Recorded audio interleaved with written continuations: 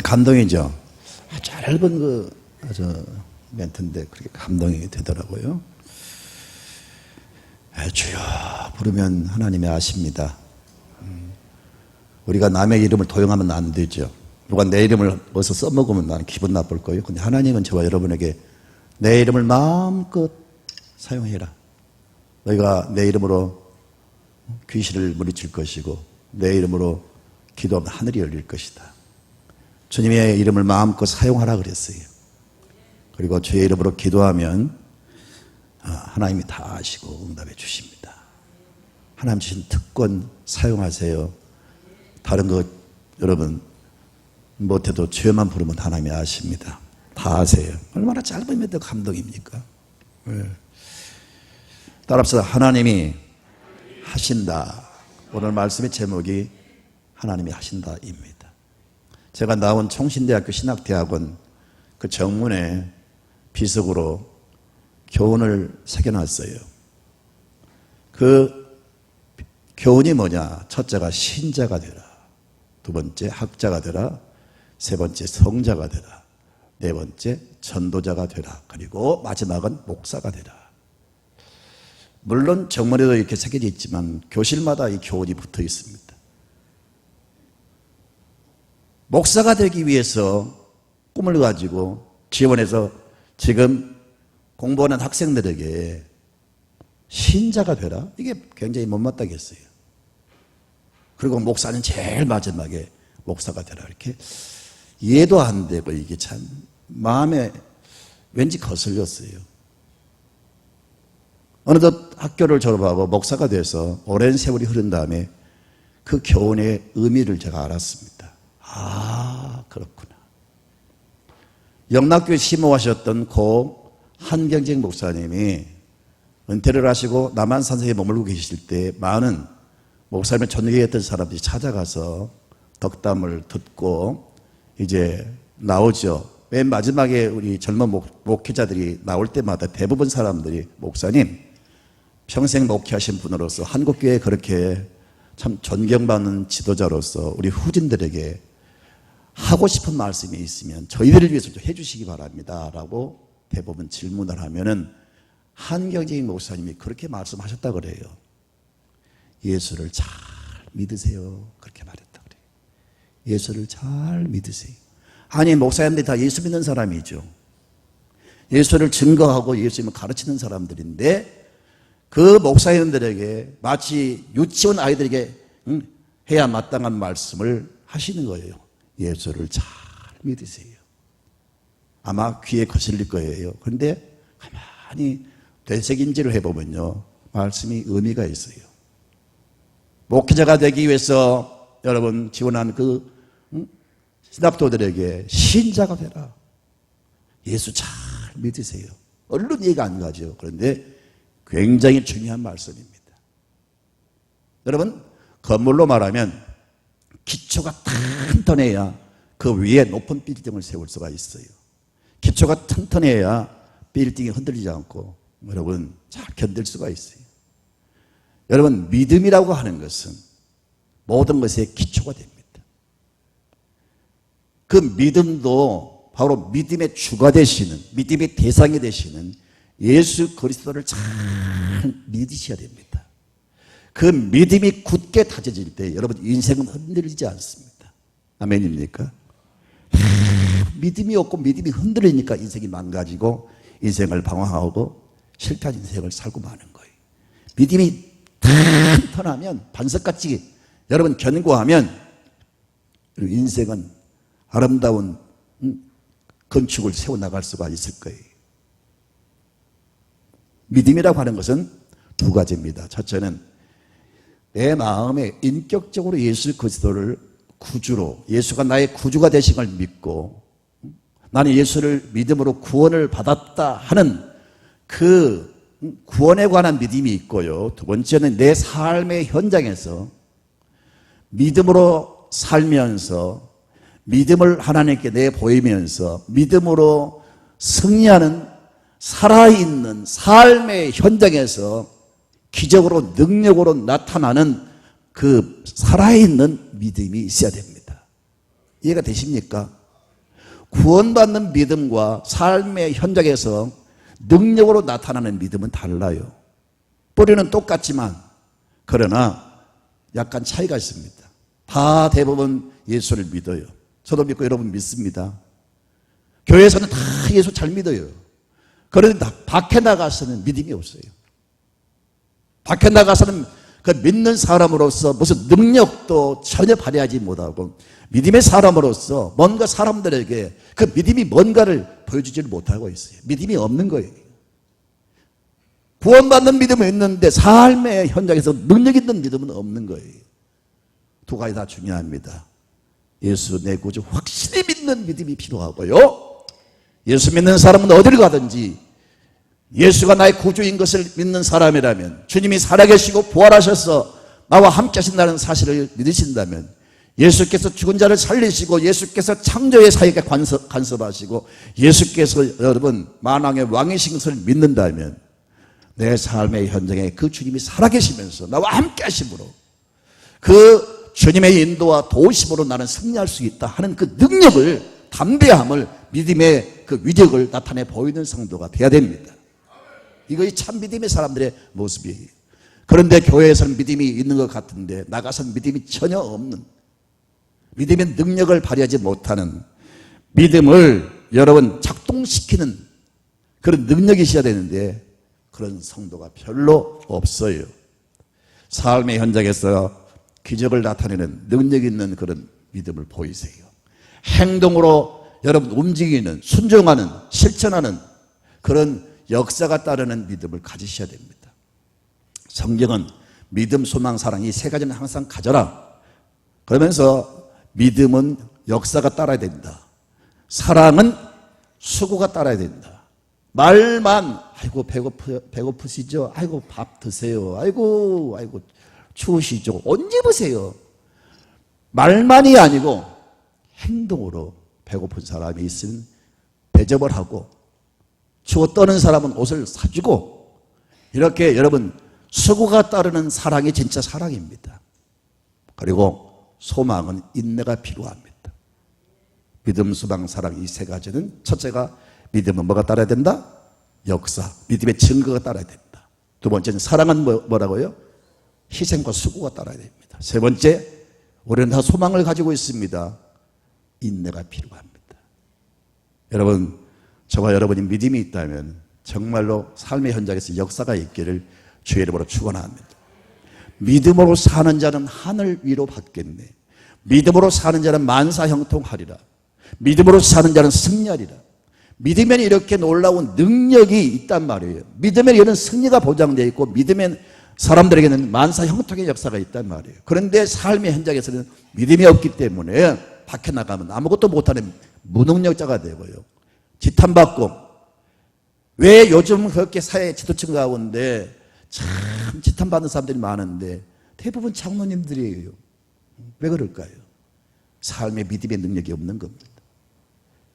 우리 모두가 믿음의 여러분 능력에 붙잡혀 살아가시기를 주의 이름으로 축원합니다. 요한복음 11장을 보면 잘 아시겠죠. 예수님이 그 누구보다 부모 없이 살아가는 마르다 마리아 그 누구예요? 나사로, 이 삼남매가 사는 집에 주로 거주하면서 그들을 특별히 사랑하셨어요. 그런데 어느 날 예수님이 저 멀리 선교 사역을 떠나셨을 때 그 집에 기둥처럼 여기는 그 오라비 나사로가 병이 들었습니다. 급히 사람을 시켜서 예수님께 그 사실을 알렸습니다. 누구보다 사랑하니까 급히 와서 안수하든지 아무튼 뭐 주물르든지 해서 그 나사로를 치료하셔야 되는데 그 소식을 듣고도 예수님이 가시지를 않는 거예요. 오히려 이틀을 유하시다가 미적미적 하다가 듣고도 안 가신 일로 인해서 그만 나사로를 죽었어요. 죽었다는 소식이 또 들려왔습니다. 그때 예수님이 발길을 옮깁니다. 자, 예수님의 의도가 있어요. 병든 사람을 치료해서 낫게 하는 것보다 죽게 만들어서 아예 죽도록 방치를 해가지고 죽은 자를 살리시는 그 기적이 더 크기 때문에, 그리고 예수님이 부활의 주가 되시고 예수 믿는 사람은 우리가 다시 부활한다는 소망을 심어주기 위해서 그 가정을 그렇게 샘플로 사실 사용하신 겁니다. 그러나 이 의도를 모르는 이 두 자매는 얼마나 참 충격을 받았겠어. 배신감을 느꼈을 거예요. 아니, 모르면 모르지만요, 알고 있는데도 오시질 않고, 이제 죽은 다음에 이미 장사가 돼서 지금 그 무덤에 묻혔는데 썩어서 냄새가 나는데, 그때 예수님이 나사로 집에 오십니다. 다 시험 들죠. 아예 마리아는 시험 들어가 나오지도 않는 거예요. 삐져버린 거예요. 그런데 겨우 마르다는 나와서 예수님을 영접을 하기는 합니다. 그런데 뭐라고 말하는지 아시세요? 요한복음 11장 20절부터 21절을 볼까요? 시작. 마르다는 예수께서 오신다는 말을 듣고 곧 나가 맞이하되 마리아는 집에 앉았더라. 마르다가 예수께 여짜오되 주께서 여기 계셨더라면 내 오라버니가 죽지 아니하였겠나이다. 지금 예수님을 마지 못해서 영접하는 마르다는 지금 아주 통명스럽게, 사실 저 말하는 모습이 그렇게 예수님을 환영하고 정말 예수님을 반기는 그런 모습이 아니에요. 지금 입이 나와가지고, 아니 주님이 계셨더라면, 예수님이 여기 계셨더라면 우리 오빠가 죽지 않았을 거 아닙니까? 지금 그런 말 아니겠어요? 그때 예수님께서 바로 그렇게 말씀하셨어요. 요한복음 11장 25절 26절에 예수께서 이르시되 나는 부활이요 생명이니 나를 믿는 자는 죽어도 살겠고 무릇 살아서 나를 믿는 자는 영원히 죽지 아니하리니 이것을 내가 믿느냐. 우리 주님은 나사로를 살리시려고 지금 마음을 가지고 계시는 거예요. 지금 그 의도를 가지고 지금 나사로를 살릴 것을 암시하고 있습니다. 그때 마르다가 예수님께 뭐라고 말합니까? 27절을 보세요. 이르되 주여 그러하이다. 주는 그리스도시요 세상에 오시는 하나님의 아들이신 줄 내가 믿나이다. 이 믿음은 사실 구원받는 믿음이죠. 예수님을 구주로 영접하고 예수님이 구주인 것을, 하나님이 보내신 메시아, 참으로 구원자인 것을 고백하는 믿음입니다. 하지만 주님은 기뻐하시면서 그 나사로가 묻혀있는 무덤으로 가셨습니다. 그리고 그 무덤 앞에서 예수님이 그 무덤의 돌을 옮겨 놓으라고 말씀하세요. 38절 39절을 볼까요? 이에 예수께서 다시 속으로 비통히 여기시며 무덤에 가시니 무덤이 고리라. 돌로 막았거늘 예수께서 이르시되, 따라합시다. 돌을 옮겨 놓으라. 예수님이 더 분명하게 나사로를 살릴 의지를 지금 표현하고 있습니다. 돌을 옮겨 놓으라. 이 돌은 뭐예요? 예수님 뭡니까? 나사로의 무덤의 돌무이죠. 이걸 옮겨 놓으라는 겁니다. 그때 마리아가 여기서 그 믿음이 작동했으면 좋겠는데, 그 무덤 앞에서 예수님이 기적을 행할 것을 믿습니다. 예수님이 우리 오라버니를 살릴 줄로 믿습니다. 이렇게 그 현장에서 주의 능력을 믿는 믿음이 있어야 되는데 뭐라고 말하는지 아세요? 39절을 볼까요? 39절.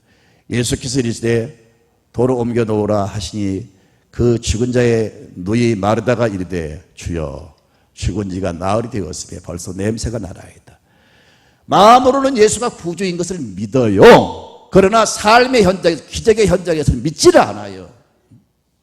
주님이 지금 그 나사로를 살리려고 하는 의지를 가지고 돌을 옮겨 놓으라고 하는데 지금 그의 반응을 보세요.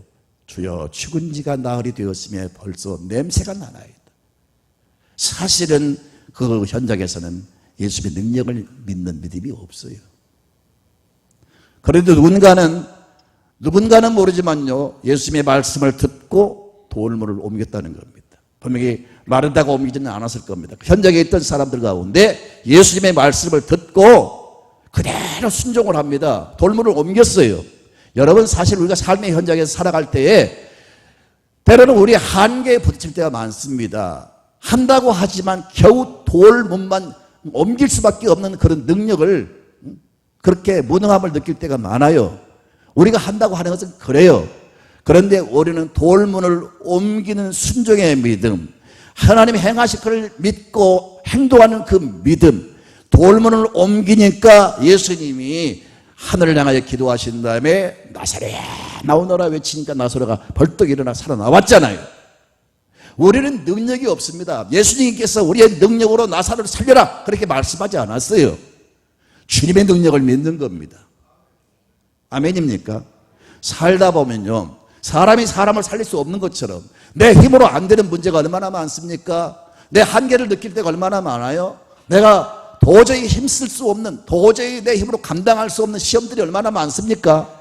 우리는 한다고 하지만 우리의 힘으로는 그것밖에 못해요. 할 수 없다는 것 우리가 느낄 수밖에 없습니다. 그러나 여러분, 우리 주님은 내가 하라고 하지 않아요. 주님이 원하신 것은 나는 못하지만 주님은 하실 수가 있습니다.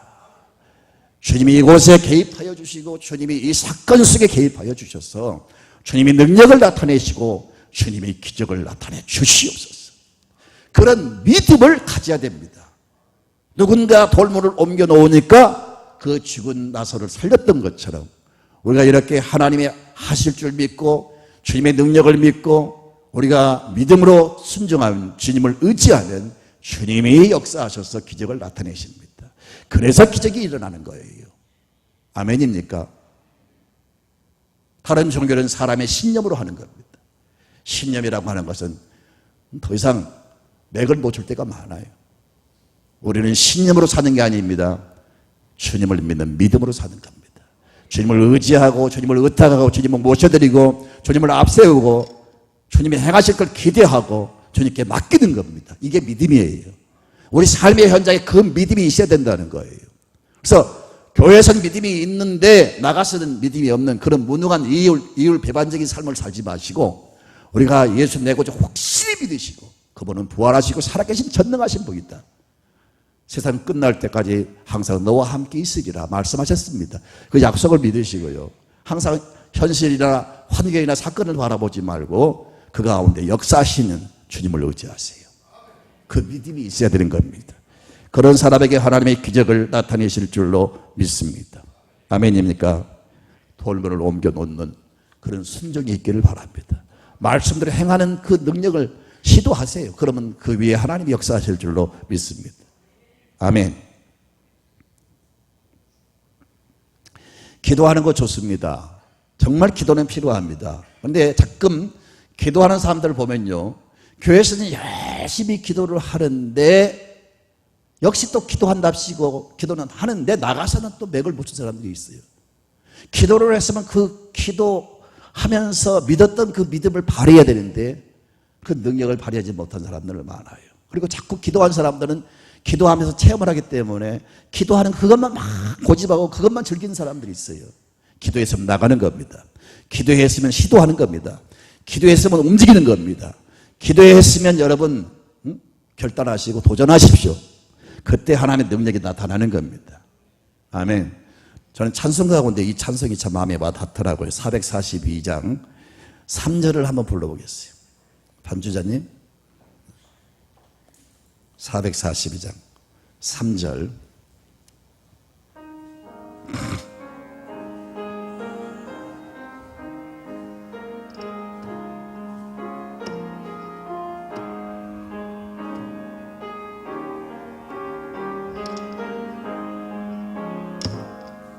밤 깊도록 동산 안에 주와 함께 있으려 하나, 괴로운 세상에 할 일 많아서 날 가라 명하신다. 주님 나와 동행을 하면서 나를 친구 삼으셨네. 우리 서로 받은 그 기쁨을 알 사람이 없도다. 밤 깊도록 기도한 거 얼마나 좋습니까? 기도하면서 주와 더불어 대화하고 교제하고 신령한 은혜를 체험하고 얼마나 좋습니까? 근데 거기에 머물러 있지 말고 주님은 뭐라고 명령하십니까? 괴로운 세상에 할 일 많아서 날 가라 명하신다. 기도한 사람은 괴로운 세상을 향해서 나가야 됩니다. 아멘입니까? 그게 기도한 사람의 모습이에요. 근데 기도한다 합시고 하루 종일 퍼자고 기도한다는 사람 보면요, 아무것도 안 해요. 기도만 해요. 기도를 하면은 가만히 있지 말고 어디로 가라고요? 괴로움에 많은 세상 나가라고 명령하세요. 그럴 때 하나님 나와 동행하시고 나를 친구 삼으시고 내게 역사하시는 거예요. 믿음은 행동입니다. 기도는 행동으로 여러분 나타나야 됩니다. 아멘입니까? 그래서 성경은 하고자 하라 그랬고요, 싸우는 자를 도와주신다 그랬어요. 두드리라 열어주신다. 찾으라 찾게 될 것이다. 기도하면 이 삶의 현장에서 그 믿음을 나타내 보이세요. 믿음으로 결단하고 도전하시고 믿음으로 행동하세요. 그럴 때 하나님이 역사하시는 거예요. 그러니까 믿음이 정리가 되죠. 두 가지 딱 정립이 되시기를 주의 이름으로 축원합니다. 그래서 이렇게 믿음으로 살아가는 사람들에게는 마가복음 16장에 믿는 자들에게 이런 표적이 따르리니 너희가 내 이름으로 귀신을 쫓아내며 뱀을 새 방언을 말하며 뱀을 집이며 무슨 독을 마실지라 해를 받지 않으며 병든 사람에게 소독을 얹으면 나을 것이다. 할렐루야. 너희가 믿으면 하나님의 영광을 보리라. 따라합시다. 너희가 믿으면 하나님의 영광을 보리라. 삶의 현장에서 하나님을 믿으세요. 예수를 믿으세요. 그래야만 영광을 보게 될 것입니다. 전도도 마찬가지입니다. 전도하자. 여러분, 전도하게 주시옵소서 그렇게 하지 마시고요, 전도하기 위해서는 누가 여러분 속옷을 달라면 겉옷까지 주세요. 오래를 가자 하면 심리까지 가주세요. 이게 전도한 사람들의 모습이에요. 행동이 따라야 된다는 겁니다. 하나님, 우리 모두가 기적의 사람들, 축복의 사람들, 승리의 주인공이 되기를 원하세요. 이게 하나님의 소원입니다. 뭐라고요? 이해가 되십니까? 하나님은 우리를 향하여 여러분 자녀들이 잘 되기를 바라고 성공하기 바라고 다 축복받기 바라고 이 땅에서 훌륭한 사람 되기 바라지요. 하나님도 저와 여러분에게 여러분 모두가 기적의 사람들, 축복의 사람들, 승리의 사람들이 되기를 원하세요. 그렇다면 하나님의 그 의도를 믿는다면은, 하나님의 마음을 믿는다면은 우리가 그 하나님의 결국은 축복을 받는 하나님의 능력으로 승리하는 사람들이 돼야 되는데, 내 힘으로는 안 되고요, 내가 하나님 믿을 때 하나님이 나와 함께 하시면서 자기의 역사를 나타내시는 겁니다. 오늘 하나님은요, 저와 여러분에게 이 비밀을 알려주십니다. 오늘 말씀의 내용이, 배경이 이스라엘 나라와 미디안 이 군대와 이 전쟁이 터졌습니다. 갑자기 미디안 군대가 대군을 이끌고 쳐들어왔어요. 그래서 이스라엘 백성들은 큰 위기에 빠지게 됐죠. 그래서 부랴부랴 전국에 이제 전쟁에 임할 군사를 징발하는 겁니다. 그렇게 해서 전국에서 32,000명의 전쟁에 참여하려고 지금 지원병들이 지금 징발이 돼서 모였어요. 그런데 사실은 이 급조된, 갑자기 보름받아 지금 징발된 이 군사를 가지고는, 오합지졸 이들을 가지고는 전쟁할 수가 없습니다. 상대방 이 미디안 군대는 한번 보세요. 7장 12절을 한번 다시 보세요. 시작. 미디안과 아말렉과 동방의 모든 사람들이 지금 연합군을 형성 들어왔어요.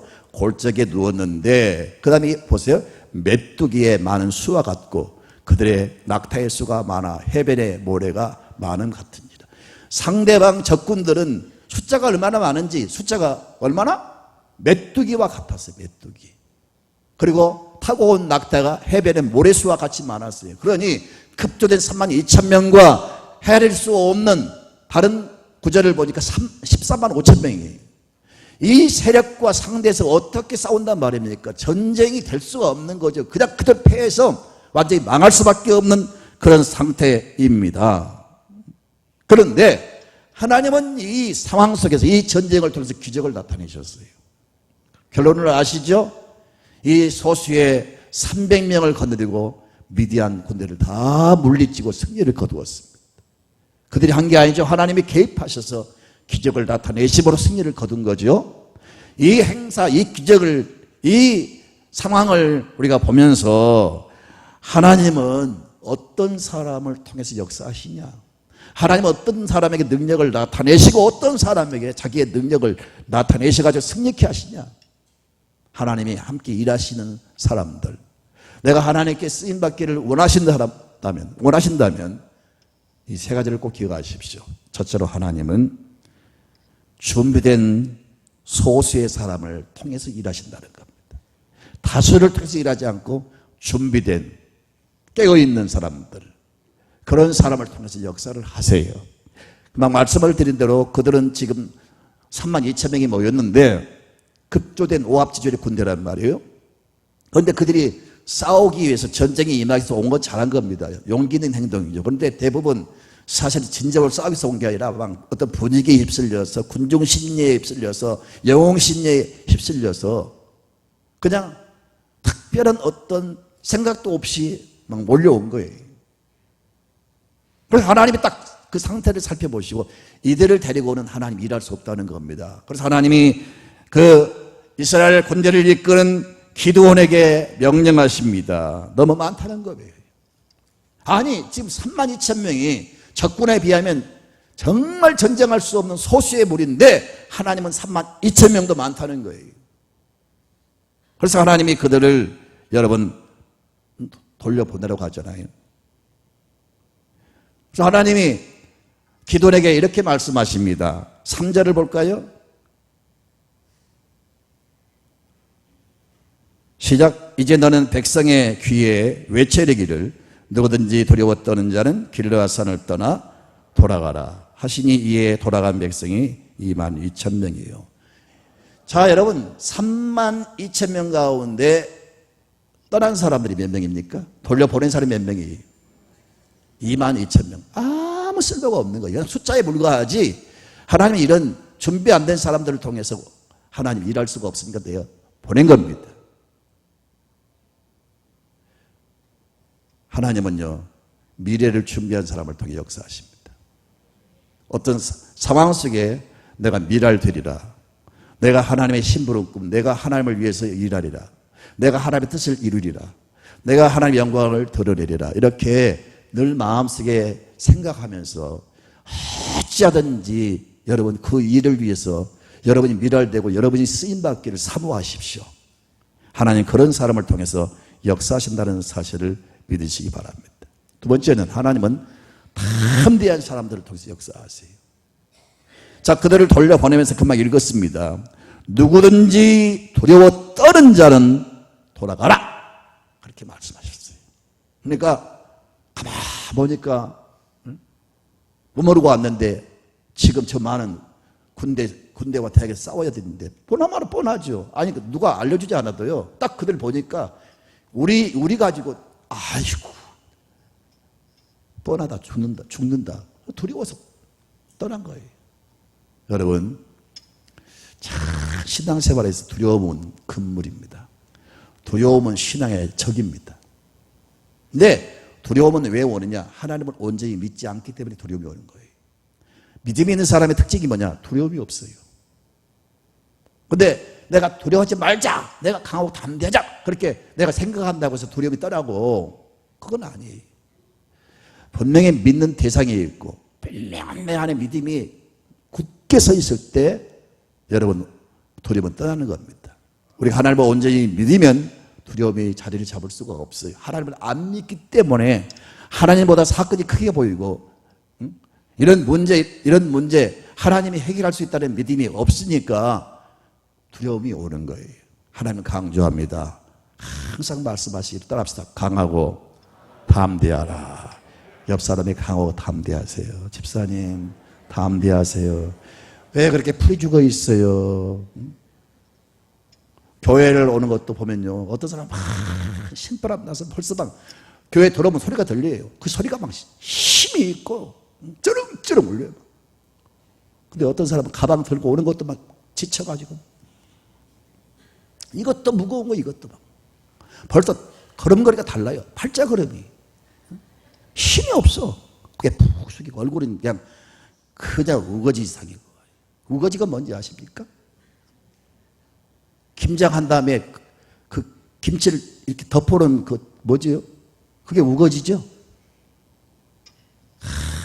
무거운 짐을 나 홀로 지고 세상 모든 만사 자기가 다 혼자 짊어진 것처럼 생각하고 왜 스스로 그렇게 생각하십니까? 감사할 일이 얼마나 많고 기뻐할 일이 얼마나 많습니까? 아까 보았잖아요. 그 나라가 어떤 나라인지 처음 들어보는데 애들이 하루에 한 끼 먹는다고 하잖아요.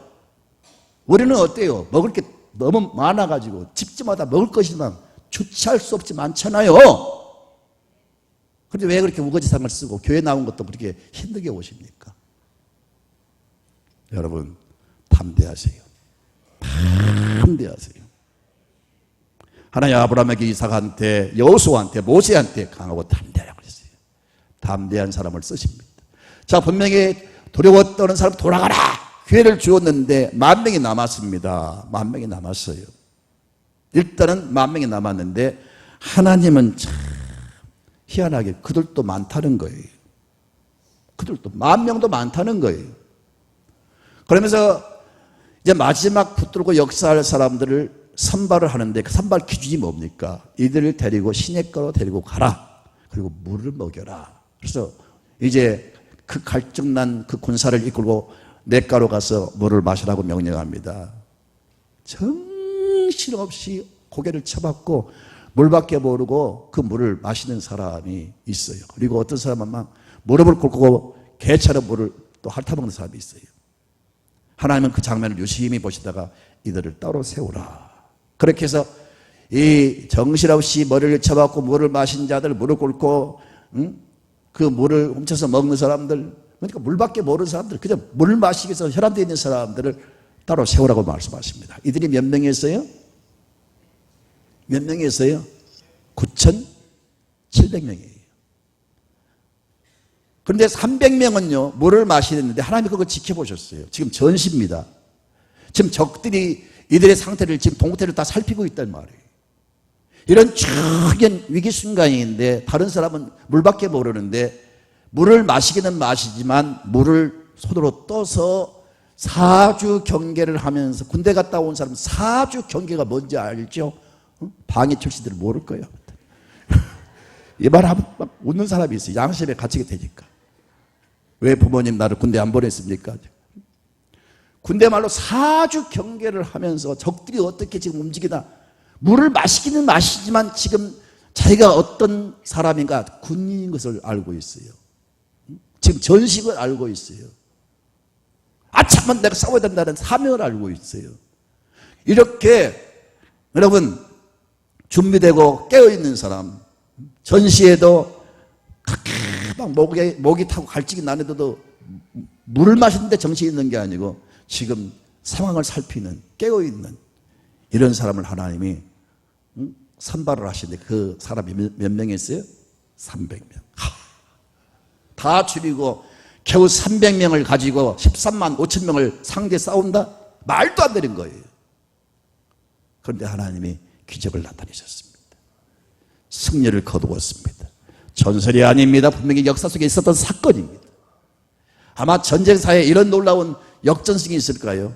통쾌한 것은 하나님이 그 적은 300만을 데리고 하나님이 싸우신 겁니다. 사랑하는 성도 여러분, 저와 여러분 위기를 당할 때마다 두려워 떨지 말고요.